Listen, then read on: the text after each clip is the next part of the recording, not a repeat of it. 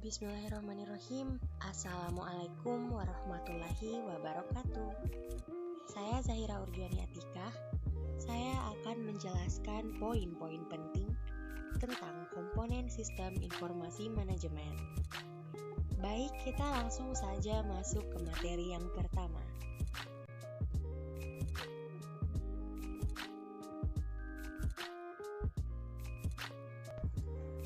Sistem informasi. Menurut Bodnar dan Hopwood, sistem merupakan sekumpulan sumber daya yang saling terkait yang ingin mencapai suatu tujuan. Sedangkan informasi menurut Bodnar dan Hopwood menyatakan informasi merupakan suatu data yang diorganisasi yang dapat mendukung ketepatan pengambilan keputusan. Dari uraian tersebut, dapat disimpulkan bahwa sistem informasi menyeratkan penggunaan teknologi dengan komputer dalam organisasi atau perusahaan yang dapat menyediakan informasi bagi pihak-pihak yang membutuhkan dan pengguna. Tugas dari sistem informasi adalah untuk melakukan siklus pengolahan data ini. Untuk melakukan siklus ini, maka sebagian suatu sistem diperlukan komponen-komponen tertentu. Telah diketahui bahwa data perlu diolah untuk dijadikan informasi yang berguna lewat suatu siklus. Siklus ini disebut dengan siklus pengolahan data atau disebut juga dengan nama siklus informasi. Data yang masih belum diolah perlu disimpan untuk pengolahan lebih lanjut karena tidak semua data yang diperoleh langsung diolah. Pada umumnya, data yang diperoleh disimpan terlebih dahulu yang nantinya setiap saat dapat diambil untuk diolah menjadi informasi. Data itu disimpan dalam bentuk basis. Data ini yang nantinya akan digunakan untuk menghasilkan informasi. Siklus pengolahan data yang dikembangkan ini disebut dengan Extended Data Processing Life Cycle. Kemudian, sistem informasi mempunyai 6 buah komponen, yaitu 1. Komponen input atau komponen masukan, yang kedua, komponen model, yang ketiga, komponen output atau komponen keluaran, yang keempat, komponen teknologi, yang kelima, komponen basis data, dan yang terakhir, komponen kontrol atau komponen pengendalian. James menjelaskan bahwa input merupakan data yang dimasukkan ke dalam sistem informasi. Komponen ini perlu ada karena merupakan bahan dasar dalam pengolahan informasi. Sistem informasi tidak akan dapat menghasilkan informasi jika tidak mempunyai komponen input. Jika sistem informasi tidak pernah mendapat input, tetapi dapat menghasilkan output, ini merupakan hal yang ajaib. Input dari sistem informasi berupa data yang akan diolah oleh sistem ini. Data dari sistem informasi dapat berasal dari luar organisasi, misalnya data saham dari pasar modal, atau dari dalam organisasi, misalnya data penjualan. Data untuk sistem informasi perlu ditangkap dan dicatat di dokumen dasar. Dokumen dasar merupakan formulir yang digunakan untuk menangkap dari data sistem informasi, yaitu seperti 1. Dapat menunjukkan macam dari data yang harus dikumpulkan dan ditangkap. Yang kedua, data dapat dicatat dengan jelas, konsisten, dan akurat. Yang ketiga, data mendorong lengkapnya data akuntansi.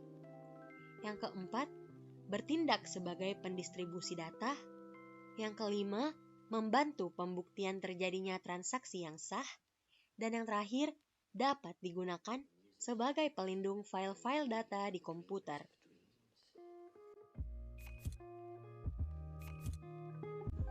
Tiga, komponen output. Output merupakan komponen yang harus ada di sistem informasi.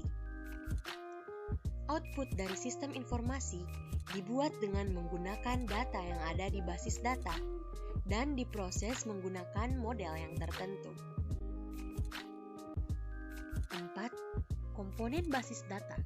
Basis data adalah kumpulan dari data yang saling berhubungan satu dengan yang lainnya, tersimpan di perangkat keras komputer dan digunakan perangkat lunak untuk memanipulasinya. Dari definisi ini, terdapat 3 hal yang berhubungan dengan basis data, yaitu sebagai berikut. 1. Data itu sendiri, yang diorganisasikan dalam bentuk basis data. 2. Simpanan permanen atau storage, untuk menyimpan basis data tersebut. Simpanan ini merupakan bagian dari teknologi perangkat keras yang digunakan di sistem informasi. Simpanan permanen yang umumnya digunakan berupa hard disk. 3. Perangkat lunak untuk memanipulasi basis datanya. Perangkat lunak ini dapat dibuat sendiri dengan menggunakan bahasa pemrograman komputer atau dibeli dalam bentuk suatu paket.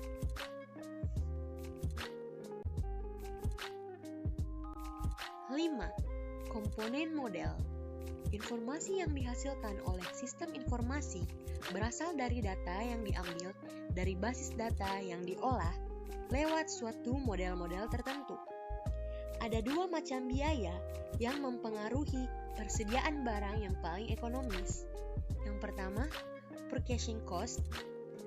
Biaya pemesanan sesuai dengan frekuensi pemesanannya sebesar pemesanan dikalikan dengan biaya setiap kali pesan.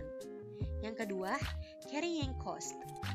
Biaya penyimpanan yang dihitung berdasarkan rata-rata persediaan yang ada di gudang, sebesar biaya penyimpanan per unit barang dikalikan dengan rata-rata unit persediaan di gudang.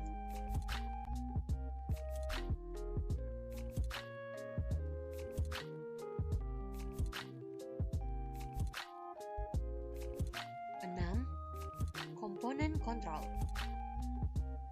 Komponen kontrol juga merupakan komponen yang penting dan harus ada di sistem informasi.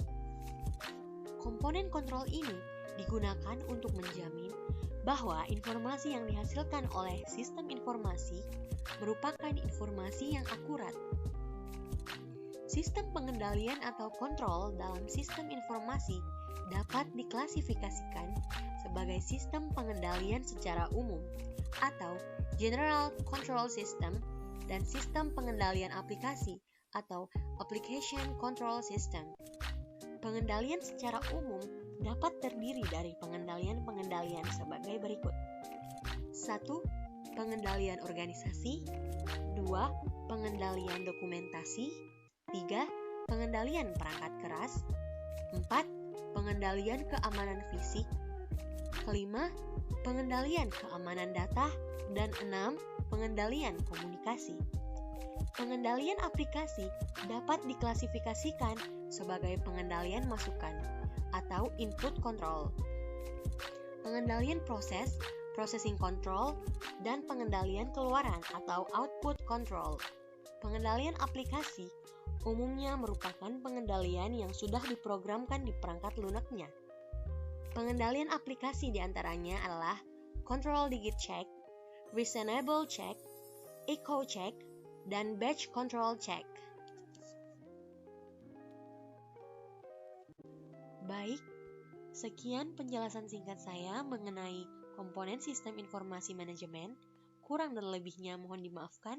Wabillahi taufiq wal hidayah. Wassalamualaikum warahmatullahi wabarakatuh.